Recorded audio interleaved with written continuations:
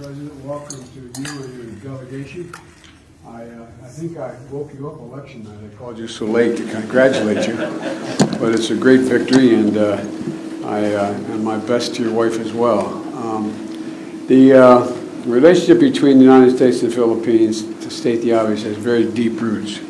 We've had some rocky times, but the fact is it's a critical relationship from our perspective. I hope you feel the same way. And we have strong ties, including millions of Filipino Americans who are very proud of their ancestry and desperately want us to continue to have a strong relationship. And our foundations are strong in the U.S.-Philippine alliance, which is of critical importance. For decades, the alliance has strengthened both of us, I believe. And one of the things I want to talk about today is how we continue to strengthen that and work together on the things that are of greatest concern to you. Today, I look forward to discussing the opportunities for a wide range of issues, including COVID-19 recovery, energy security, renewable energy.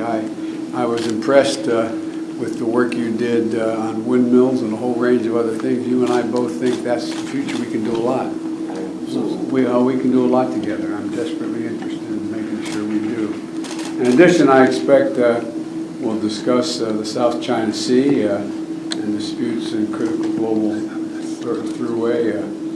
I've spent a lot of time with not only the President of China but others about the international waters and how they have to be respected. And we should talk about that a little bit, I hope. And we're also thank you for your position on the war against Ukraine and by Russia and how it's impacting energy prices and food prices.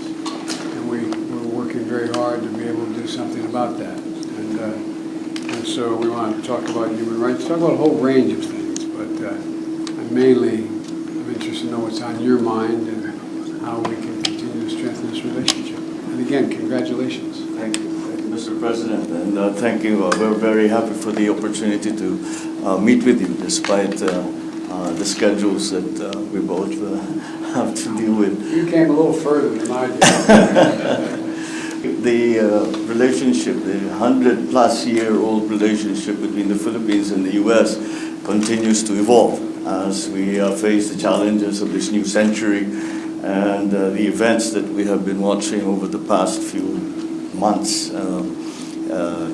We have very much to discuss in terms of redefining, I suppose, in many ways. But the role of the United States in maintaining the peace in our region is something that is much appreciated by all the countries in the regions and the Philippines especially. We feel that we are especially fortunate because we have a very strong foundation of a very long relationship and strong relationships on various facets, not only political, not only diplomatic, but also economic.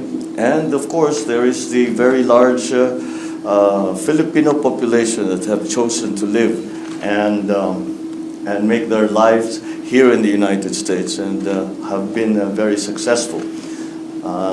Again, we would like to thank the United States for the massive help that we received during the pandemic with the provision of up to 35, almost 36 million doses of vaccines very early on, ahead of some of the other countries, and for that we are very grateful.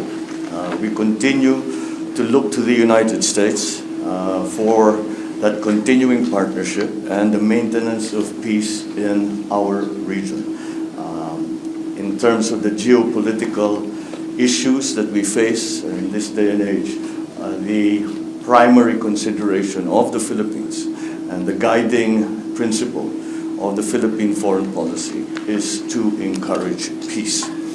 And I hope that we will be able to discuss further the roles that our two countries will play together and individually as we continue down that road, maintaining peace despite all the complexities that have arisen in the past few months, I suppose. So thank you again, Mr. President, for making time to see us. We are partners, we are your allies, we are your friends. And in like fashion, we have always considered the United States our partner, our ally, and our friend.